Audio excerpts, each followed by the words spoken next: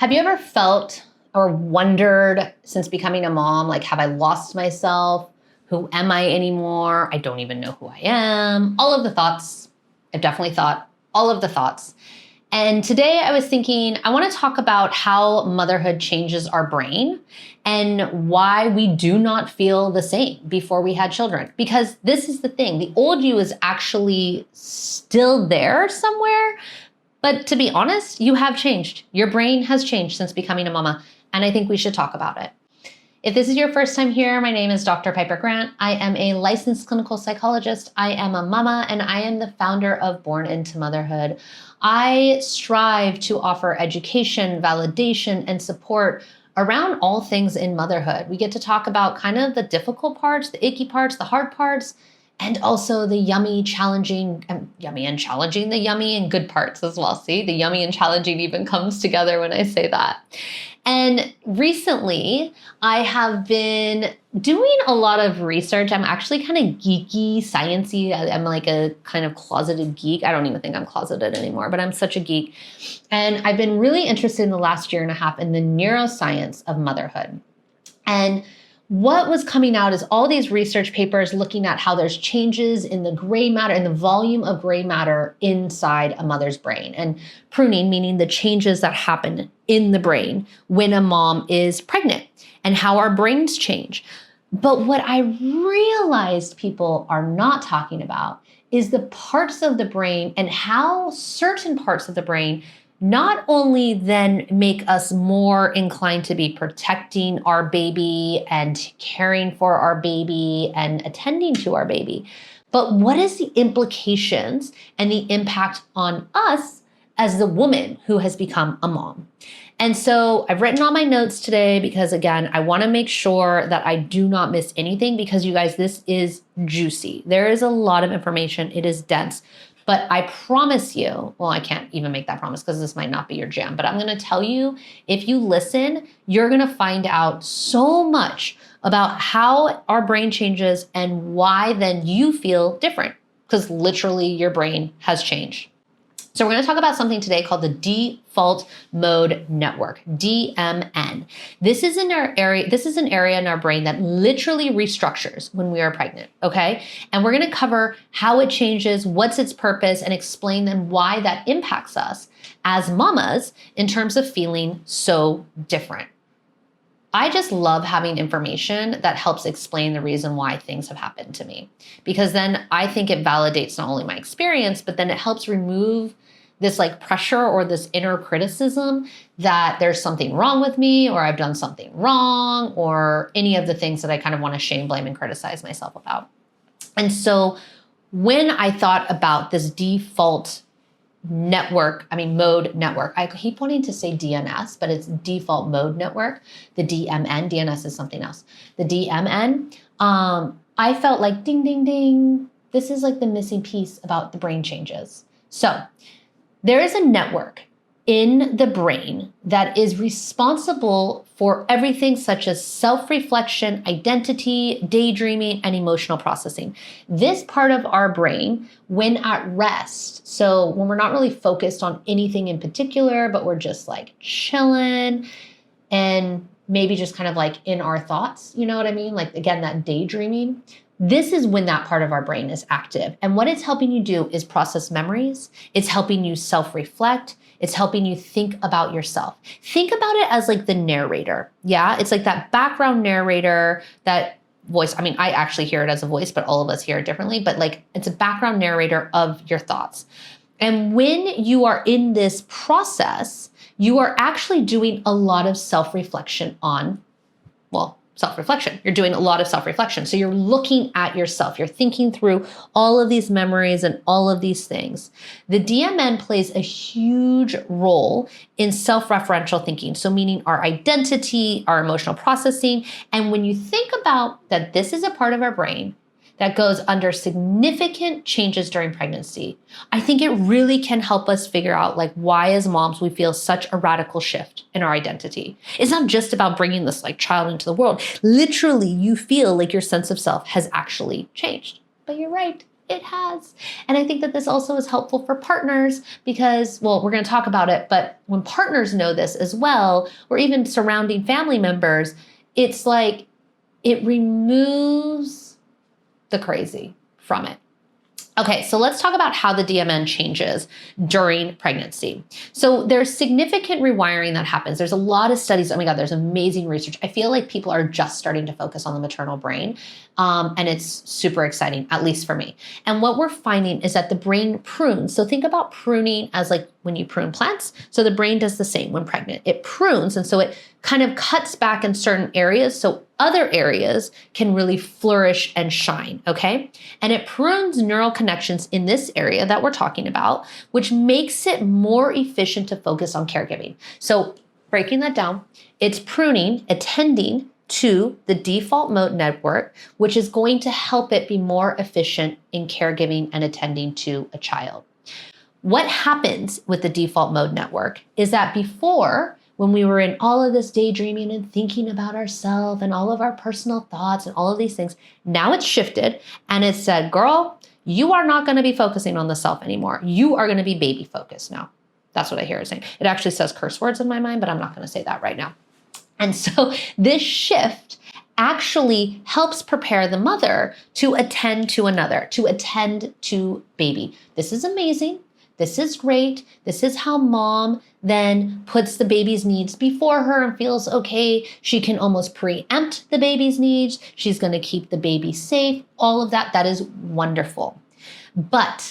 And also, there is a massive identity shift that happens because again, the default mode network was the place of self-identity, and it's where we process who we are. And so now it's focused on baby, on other, and suddenly, like the rest of the body and brain is like, wait, who are we? My sense of self is suddenly in flux. This is radical. I think this is radical because this explains why you feel disconnected from your old self, right? The brain has literally reprioritized all of its resources and body to focus on baby. And this impacts us relationally. This impacts us with self. This impacts in so many different ways. What I want to really think and focus on today, though, is like how it impacts you, the mama. So now that your brain has literally reprioritized and redirected everything, there is this overload or kind of this mental load because what happens is the default mode network is now only kind of wanting to intend on scanning for risks and predicting needs and processing emotions of like self, but for baby. Right? So it's scanning for risks for baby. It's predicting the needs of baby. It's processing the emotions to try and like preempt what baby is going to need. On top of that, there is going to be also now a sensitivity to emotions. So things that maybe were not as emotionally reactive for you before or as like emotionally sensitive suddenly become more sensitive or more meaningful. And I mean, I give this like ridiculous example, but like my partner could have come home without dinner for me and it wasn't a big deal. And now suddenly he comes home from dinner without food for me. And I'm suddenly like, very overreactive. And that didn't affect me the same way as it is now, right? And that's because there is this scanning, this hypervigilance for threat, for something that's not going to be helpful to me or then therefore harmful to baby, anything of the sort. It sounds wild and crazy making, I know, but this is the experience, right? It feels wild and crazy making.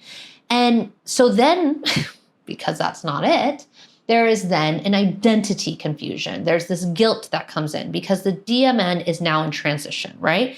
And so now you're struggling with these conflicted feelings of self and identity and who am I and what am I attending to? And I used to attend to this and I used to love this, but I don't love this anymore. And I used to feel like this and I don't feel like this anymore. And now I'm focused on baby and that feels great, but then I don't feel good about that because I'm depleted and girl, on and on and on. And then a mom guilt can come in. And you might ask why there's a mom guilt that can come in is because one doesn't feel like themselves anymore.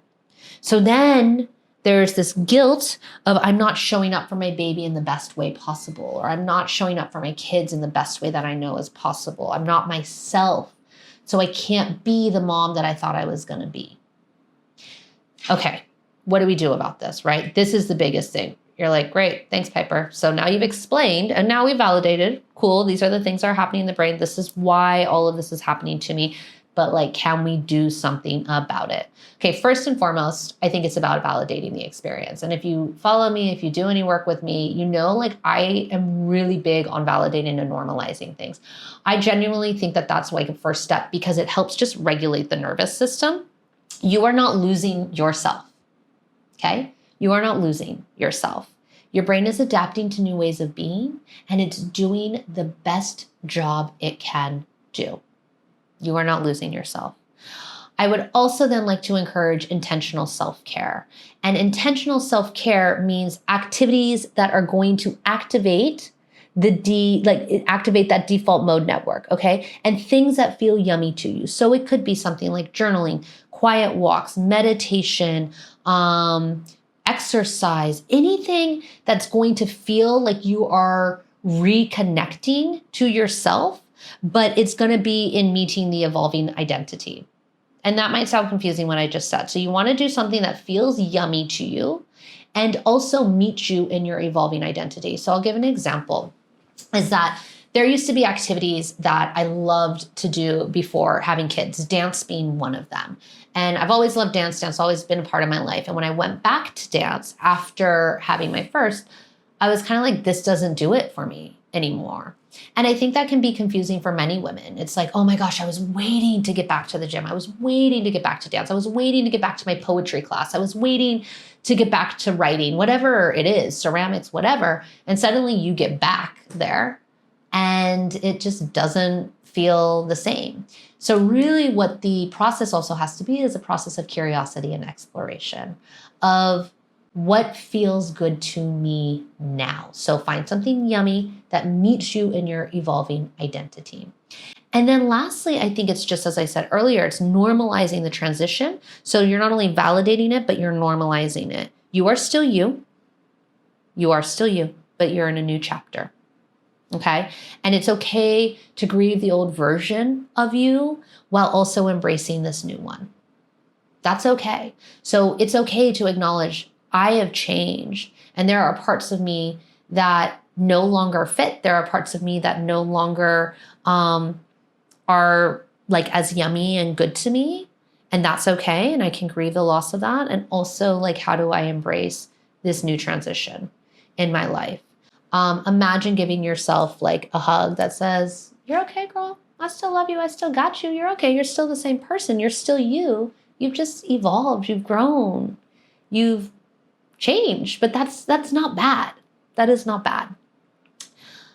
I hope that as we come to the end of this video, that something in this has resonated for you. If you've made it to the end of this, I imagine that something's going on for you. You're in a phase of your life or a season of your life that this feels like something going on for you. So please like, subscribe if any of this resonates for you. Don't miss a video. I love to share information that is backed by research and science, but also is like validating to our journey as a mama. Thank you.